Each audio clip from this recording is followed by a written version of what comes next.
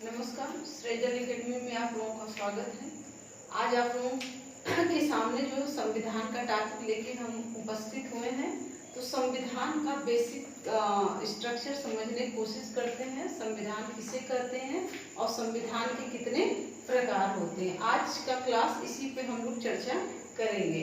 तो जैसा आप लोग देख रहे हैं भारतीय संविधान, तो संविधान जो है अंग्रेजी शब्द के कॉन्स्टिट्यूशन शब्द का हिंदी रूपांतर है, और कॉन्स्टिट्यूशन जो शब्द है उसकी उत्पत्ति जो है लैटिन भाषा के कॉन्स्टिट्यूट शब्द से हुआ है, जिसका अर्थ सर्वोच्च विधि होता है।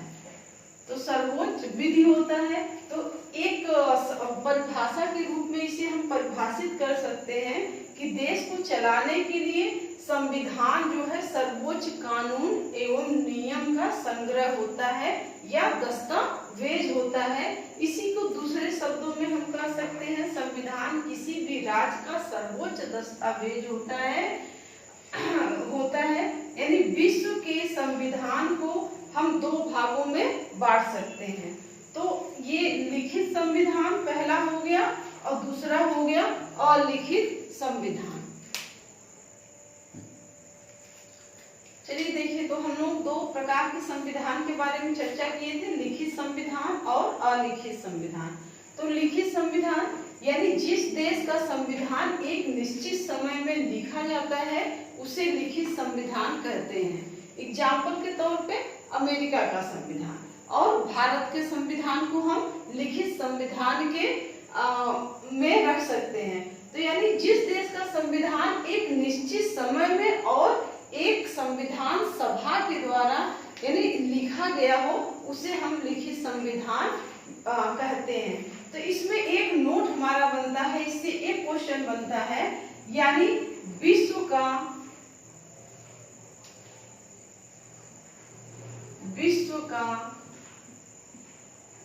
पहला लिखित संविधान, विश्व का पहला लिखित संविधान अमेरिका का।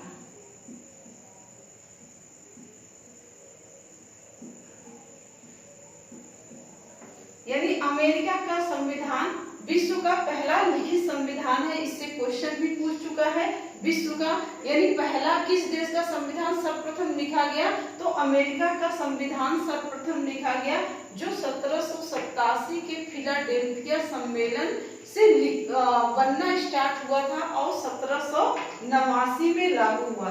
तो एक डेट आप लोग यहाँ पे लिख दीजिए, यानी जो 1789 में लागू हुआ।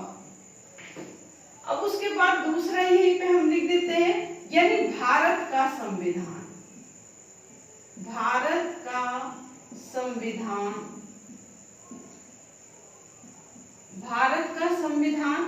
यानी विश्व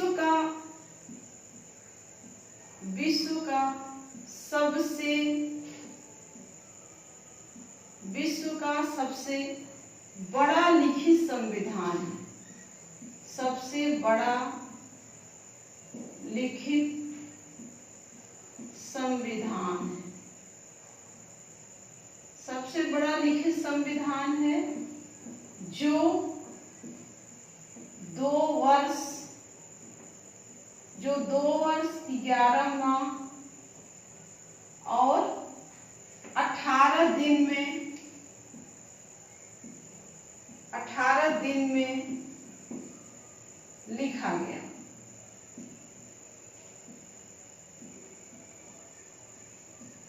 ठीक, तो ये नोट में हम दो चीज एकदम ध्यान रखेंगे। विश्व का पहला लिखित संविधान किस देश का है, अमेरिका का है, और भारत का जो संविधान है ये विश्व का सबसे बड़ा लिखित संविधान है, जिसका निर्माण 2 वर्ष 11 माह 18 दिन में हुआ। यानी 1946 से बनना प्रारंभ हुआ था, निर्माण संविधान सभा का निर्माण हुआ और 1949 में बनकर पूरी तरह से तैयार हो गया। तो अलिखित संविधान यानी जिस देश का संविधान एक निश्चित समय में न लिखा गया हो, बल्कि इसके अलग अलग प्रावधान अलग अलग अलग समयों में दिया गया हो। यानी इसकी जो प्रथाएं हैं, जो रूढ़ियां हैं, वो पहले से जो चली आती हैं और जिनको जो मुहर वहां की न्यायपालिका लगाती है, उनका जो डिसीजन होता है वो भी इसमें जोड़ दिया जाता है। तो आवश्यकता अनुसार इसमें कानून का निर्माण कर लिया जाता है। ऐसे संविधान को अलिखित संविधान कहते हैं, जैसे ब्रिटेन का संविधान। तो इसमें जो नोट हमारा बनेगा, यानी ब्रिटेन का संविधान विश्व का एकमात्र अलिखित संविधान का उदाहरण है, ये क्वेश्चन पूछा जाता है। तो इसमें देखिए, यानी ब्रिटेन का संविधान, ब्रिटेन का संविधान विश्व का एकमात्र अलिखित संविधान है, अलिखित संविधान है।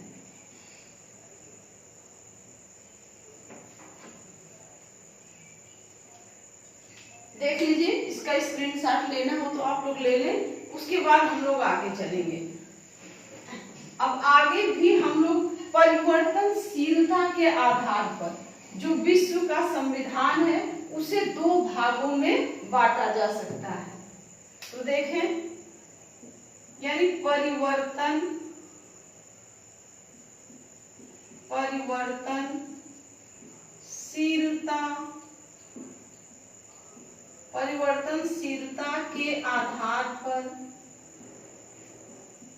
के आधार पर विश्व के संविधान को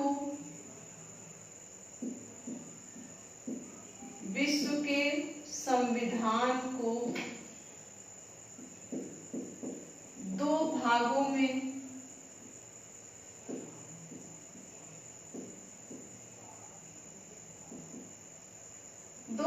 में बांटा जा सकता है,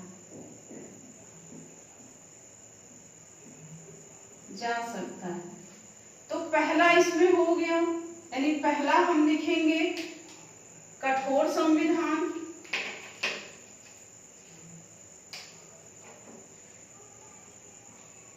कठोर संविधान।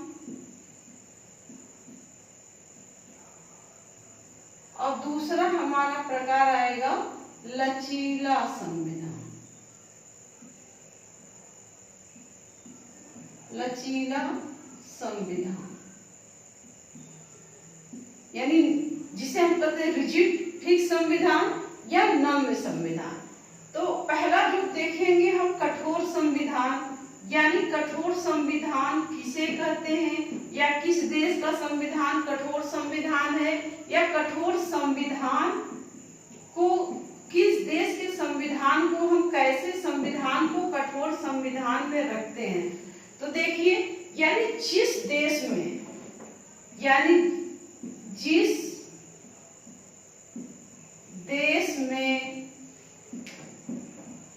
कानून के, जिस देश में साधारण कानून, जिस देश में साधारण कानून के निर्माण, साधारण कानून के निर्माण और संविधान में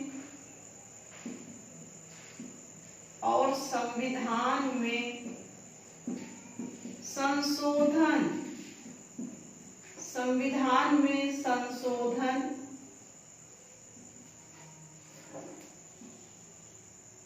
के लिए अलग अलग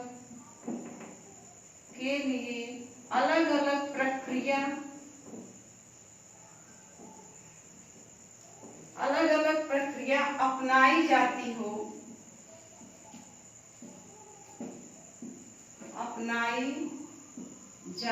हो उसे कठोर संविधान कहते हैं।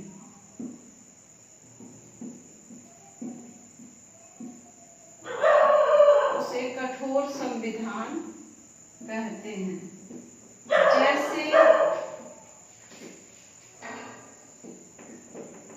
जैसे अमेरिका का संविधान।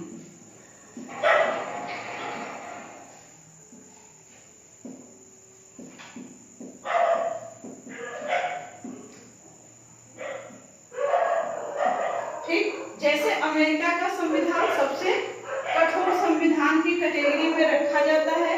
यानी उदाहरण के तौर पे आप देंगे, यानी कठोर संविधान जहाँ पे कानून के निर्माण के लिए, यानी साधारण कानून जो होता है उसके लिए, और जब संविधान में संशोधन किया जाता है उसके लिए अलग अलग प्रक्रिया जब अपनाई जाती हो, तो ऐसे देश के संविधान को कठोर संविधान के कैटेगरी में रखा जाता है। जैसे अमेरिका का संविधान विश्व का सबसे कठोर संविधान है, यानी यहाँ पे संशोधन करना बहुत ही मुश्किल होता है संविधान में। और वहीं पे हम देखते हैं दूसरा टाइप हमारा लचीला संविधान। लचीला संविधान,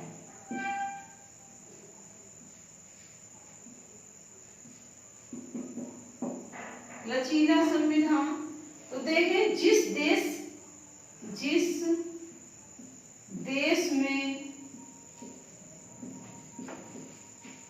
देश में साधारण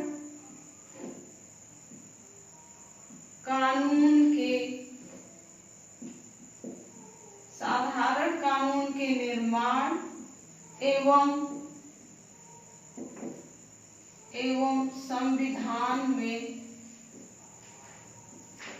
संविधान में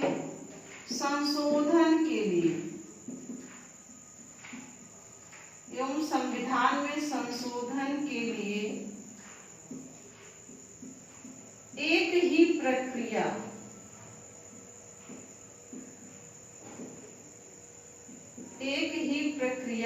अपनाई जाए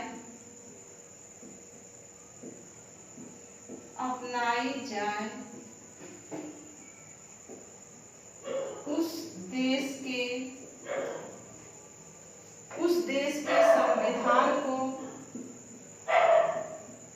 संविधान को कठोर संविधान कहा जाता है।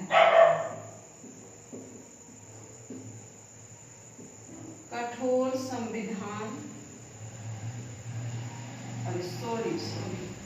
उस देश के संविधान को लचीला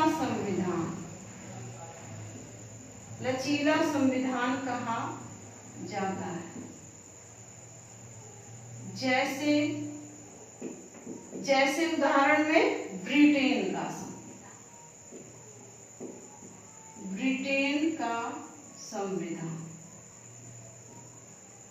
ठीक, ब्रिटेन का संविधान यानी बहुत ही लचीला है, क्योंकि जिस देश का संविधान अलिखित होता है उसकी सबसे बड़ा गुण यही होता है, उसमें संविधान में संशोधन करने में बहुत ही इजी प्रक्रिया होता है, यानी बहुत आसानी होता है। तो अलिखित संविधान का जो भी होता है संविधान, वो लचीला संविधान या नम्य संविधान के तहत आता है। अब भारत का जो संविधान है, यहाँ पे एक नोट बनेगा, नोट में लिखिए भारत का संविधान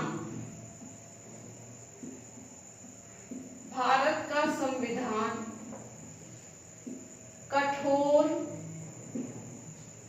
एवं लचीला दोनों है। कठोर एवं लचीला दोनों है। यह कठोर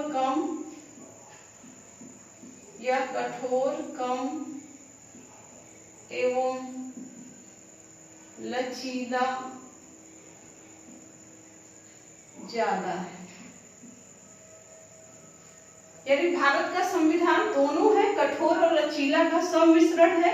यह कठोर कम है और लचीला ज्यादा है, इसीलिए भारत के संविधान को वकीलों का स्वर्ग कहा जाता है। वकील इसको अपने अनुसार तोड़ मरोड़ लेते हैं। तो दूसरा देखिए, जो हम संविधान के प्रकार में दूसरा देखिए देखेंगे किसी भी देश को यानी उसकी सरकारें चलाती हैं। देखिए नेक्स्ट, किसी भी देश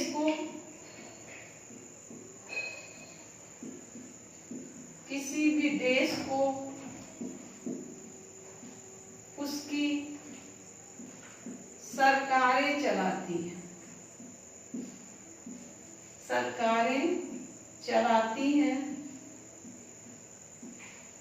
और सरकार के 3 अंग होते हैं। सरकार के 3 अंग होते हैं।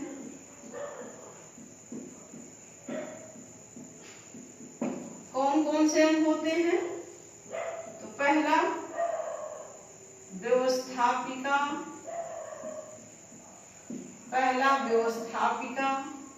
दूसरा हमारा है कार्यपालिका,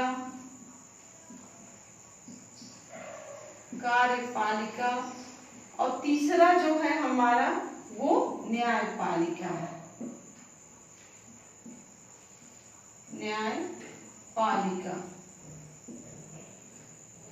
तो व्यवस्थापिका जो कानून का निर्माण करती है, कार्यपालिका उसको लागू करती है, और न्यायपालिका क्या करती है? कानून को ना मानने वालों को दंड देती है, सजा देती है। तो सरकार के यानी कार्यपालिका और व्यवस्थापिका के संबंधों के आधार पर विश्व के संविधान को 2 भागों में डिवाइड किया जा सकता है। कार्यपालिका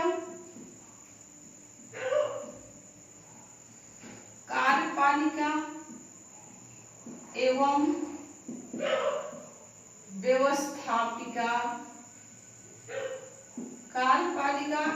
व्यवस्थापिका के संबंधों के आधार पर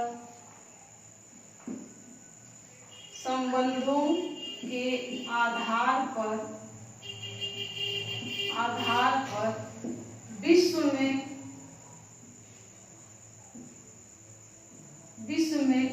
2 प्रकार की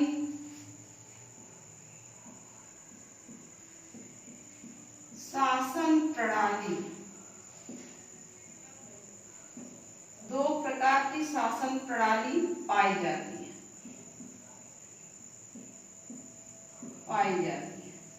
पहला उसमें है यानी संसदीय,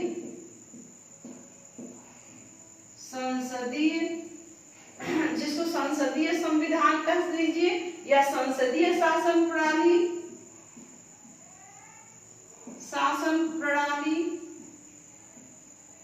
और दूसरा जो हमारा हो गया अध्यक्षात्मक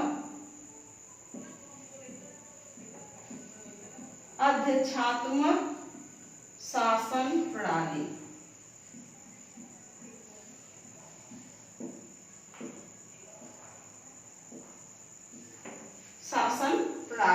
तो कार्यपालिका एवं व्यवस्थापिका के संबंधों के आधार पर भी हम 2 प्रकार के शासन प्रणाली का निर्धारण करते हैं, एक संसदीय शासन प्रणाली, एक अध्यक्षात्मक शासन प्रणाली।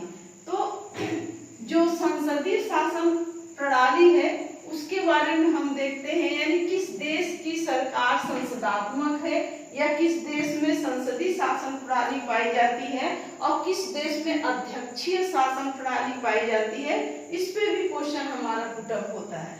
तो पहले हम जान लें संसदीय शासन प्रणाली किसे कहते हैं। तो देखिए संसदात्मक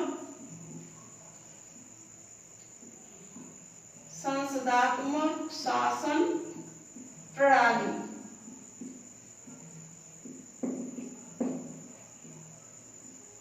देखिए जिस देश में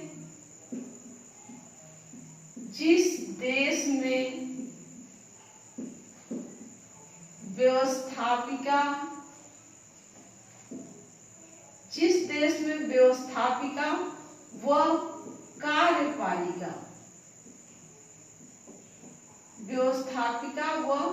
कार्यपालिका में घनिष्ठ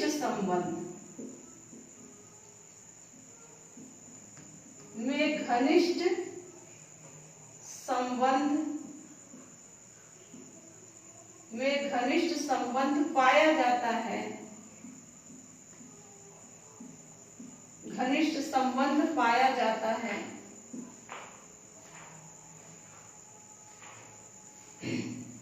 व्यवस्थापिका और कार्यपालिका में घनिष्ठ संबंध पाया जाता है तथा कार्यपालिका का निर्माण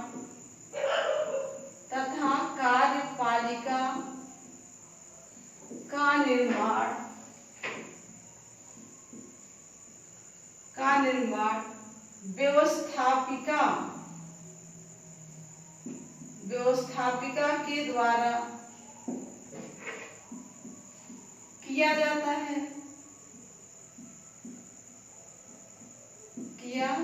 है। पहली विशेषता यानी व्यवस्थापिका और कार्यपालिका में घनिष्ठ संबंध पाया जाता है तथा कार्यपालिका का जो निर्माण है वो व्यवस्थापिका के द्वारा ही, व्यवस्थापिका में से ही किया जाता है। ऐसे देश में जो शासन व्यवस्था होती है उसे संसदात्मक शासन प्रणाली कहा जाता है। तो यहाँ की एक सबसे बड़ी जो विशेषता होती है, यहाँ पे यानी संसदात्मक शासन प्रणाली में दो प्रमुख होते हैं, यानी दो शासक होते हैं। एक वास्तविक शासक होता है, एक अवास्तविक शासक होता है, संविधान का प्रमुख होता है। यानी देखिए ऐसे शासन प्रणाली में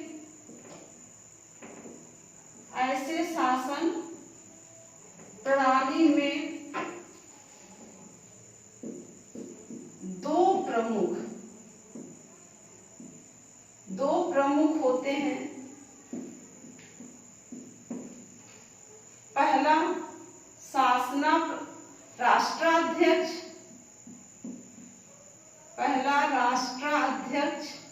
और दूसरा जो होता है वो शासनाध्यक्ष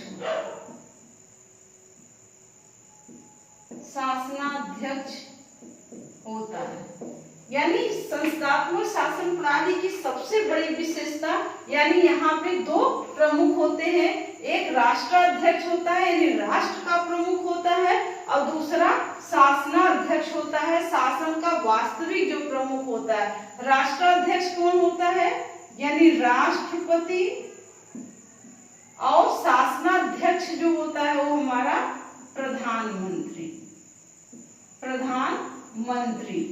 यानी ये क्या होता है, नाम मात्र का प्रधान होता है और वास्तविक जो प्रधान होता है, वास्तविक जो शासन सत्ता होती है जिसमें वो प्रधानमंत्री में निहित होती है। और दूसरा इसमें स्थायित्व की अपेक्षा उत्तरदायित्व की भावना अधिक होती है, क्योंकि जो संसदात्मक शासन प्रणाली होती है ये कभी भी भंग हो जाती है। यानी इसमें स्थायित्व तो नहीं पाया जाता है लेकिन उत्तरदायित्व की प्रधानता इसमें प्रमुख होती है। तो ऐसे शासन प्रणाली को संसदात्मक शासन प्रणाली या संसदात्मक संविधान हम लोग कह सकते हैं। अब दूसरा जो हमारा होता है अध्यक्षात्मक शासन प्रणाली।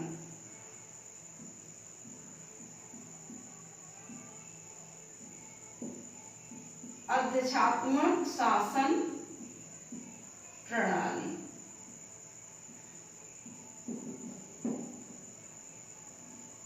देखिए, अध्यक्षात्मक शासन प्रणाली यानी जहां पर कार्यपालिका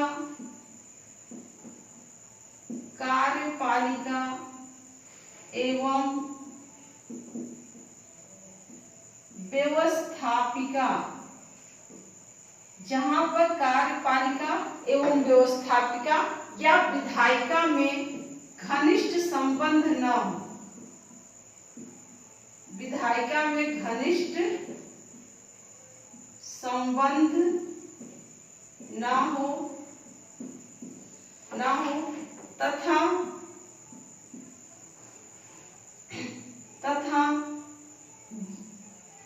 जहां पर शक्ति पृथक्करण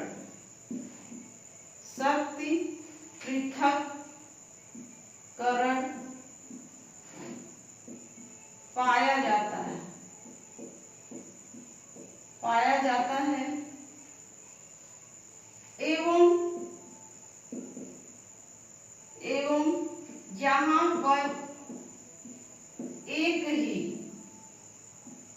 एक ही प्रमुख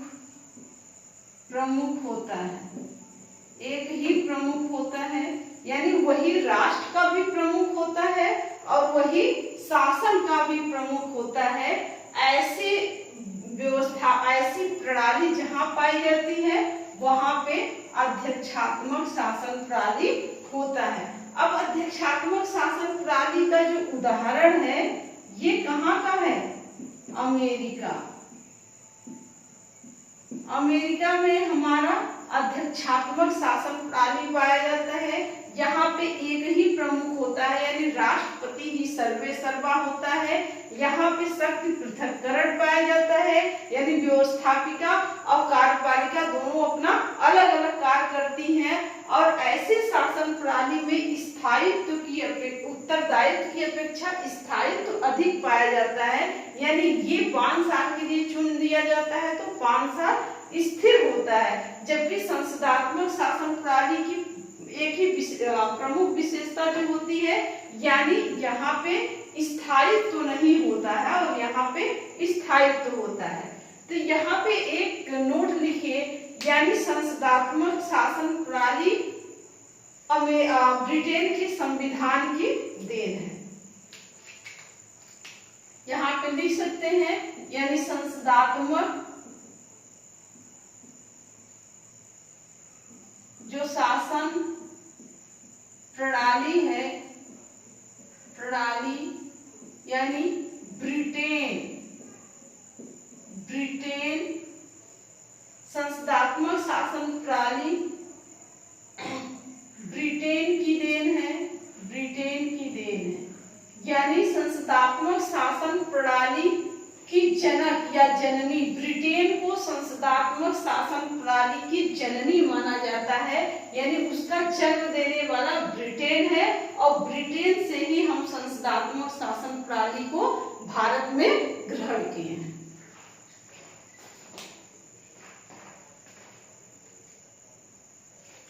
देखिए, अब दूसरा जो हम लोग शासन प्रणाली दूसरा आता है एकात्मक शासन प्रणाली और संघात्मक शासन प्रणाली। तो एकात्मक संविधान कहाँ का होता है, संघात्मक संविधान कहाँ का होता है? हम लोग पढ़ते हैं कि भारत का जो संविधान है एकात्मक एवं संघात्मक का मिश्रण होता है। तो एकात्मक क्यों कहा जाता है, इसे संघात्मक क्यों कहा जाता है? तो पहले हम एकात्मक और संघात्मक की परिभाषा समझ लेते हैं। तो देखिए, शक्ति के केंद्रीकरण, इस शक्ति के केंद्रीकरण एवं विकेंद्रीकरण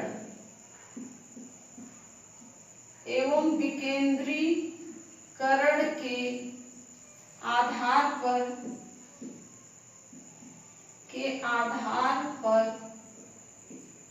दो प्रकार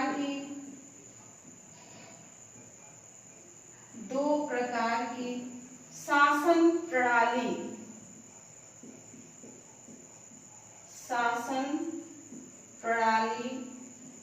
पाई जाती है।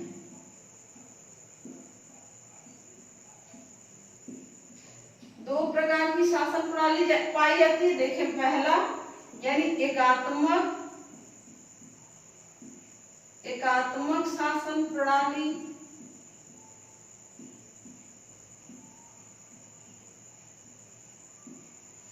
और दूसरा हमारा है संघात्मक शासन प्रणाली।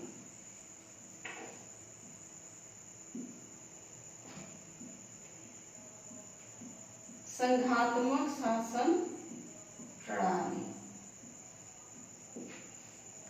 देखिए, अब एकात्मक जो शासन प्रणाली है ये किसे कहते हैं?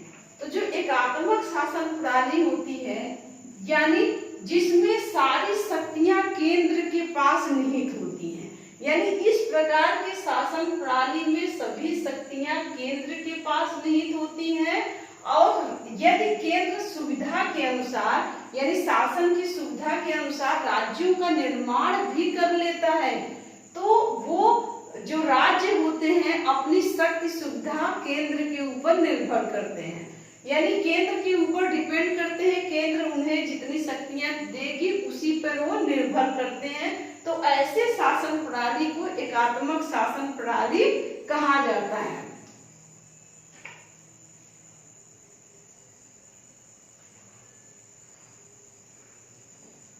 यहीं पे देख लीजिए, यानी जहां पर सारी शक्तियां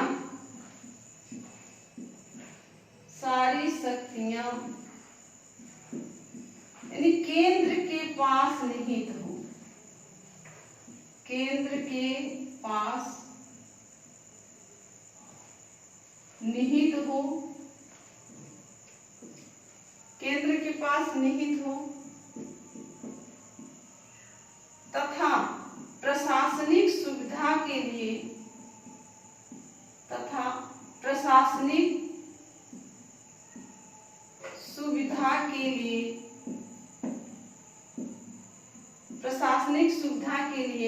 यदि राज्यों का निर्माण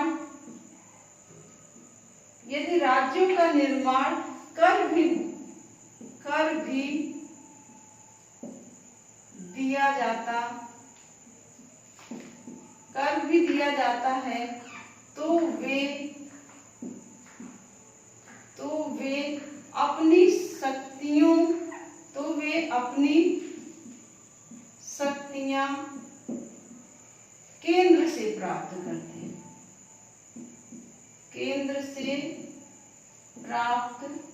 करते हैं, ठीक।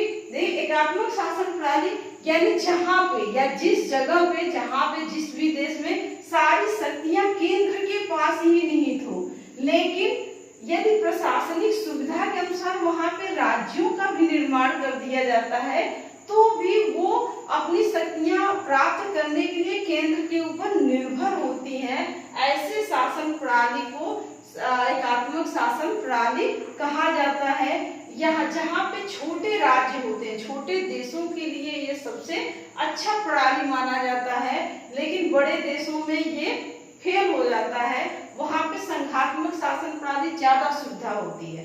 तो संघात्मक शासन प्रणाली दूसरा देखें, संघात्मक शासन प्रणाली, संघात्मक शासन प्रणाली। इसमें देखिए, यानी इसमें केंद्र एवं राज्य के बीच शक्तियों का स्पष्ट विभाजन किया जाता हो और वो दोनों अपनी शक्तियां केंद्र देश के संविधान से प्राप्त करती हैं। ऐसे शासन प्रणाली को एक संघात्मक शासन प्रणाली कहा जाता है। यानी जहां पर केंद्र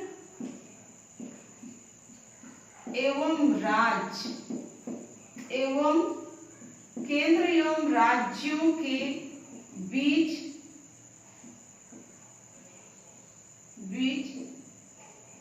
शक्तियों का स्पष्ट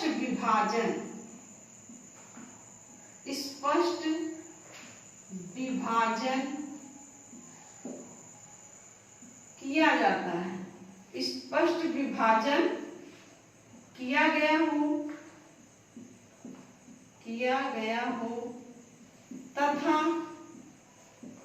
तथा वे दोनों अपनी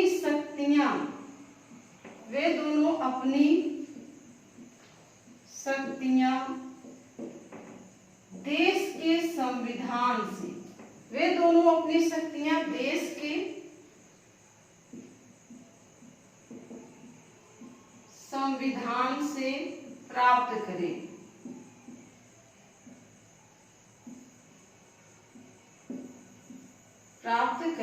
ऐसे शासन प्रणाली को संघात्मक शासन प्रणाली कहा जाता है। यानी जहां पे केंद्र और राज्य दोनों के बीच शक्तियों का स्पष्ट विभाजन हो और ये स्पष्ट विभाजन देश के संविधान के द्वारा कर दिया जाता है। यानी देश के संविधान के तहत उनको अलग अलग शक्तियां प्राप्त होती हैं, ऐसे शासन प्रणाली को संघात्मक शासन प्रणाली कहा जाता है। तो भारत जो है हमारा वो संघात्मक और एकात्मक दोनों का मिश्रण रूप होता है। जब हमारे यहाँ यानी जब वायु आक्रमण होता है या कोई ऐसी व्यवस्था हो जिसपे हमारे यानी धारा 352 जब लागू होता है, ऐसी परिस्थितियों में एकात्मक बन जाता है और बाकी समान प्रणालियों में यानी संघात्मक शासन प्रणाली हमारे यहाँ बनी रहती है। तो ये व्यवस्था है और आगे जो क्लास है वो नेक्स्ट क्लास में हम लोग देखेंगे। देखें तो इसमें यदि एकात्मक शासन प्रणाली यदि क्वेश्चन आता है किस देश में पाया जाता है, तो फ्रांस और इटली, ये जो छोटे देश होते हैं वहां पे एकात्मक शासन प्रणाली होता है। और संघात्मक शासन प्रणाली यानी कनाडा और अमेरिका जैसे देशों में संघात्मक शासन प्रणाली पाया जाता है। यही संघात्मक शासन प्रणाली जो है हम कनाडा से अपने देश में लिए हैं। देखिए, यदि आप लोगों को ये क्लास पसंद आया हो तो यदि कोई कमी हो या पसंद आया तो कमेंट बॉक्स में जरूर लिखें। और नेक्स्ट जो है हम लोग संविधान का ऐतिहासिक विकास हम लोगों का नेक्स्ट टॉपिक रहेगा, उसके बारे में हम लोग नेक्स्ट क्लास में चर्चा करेंगे।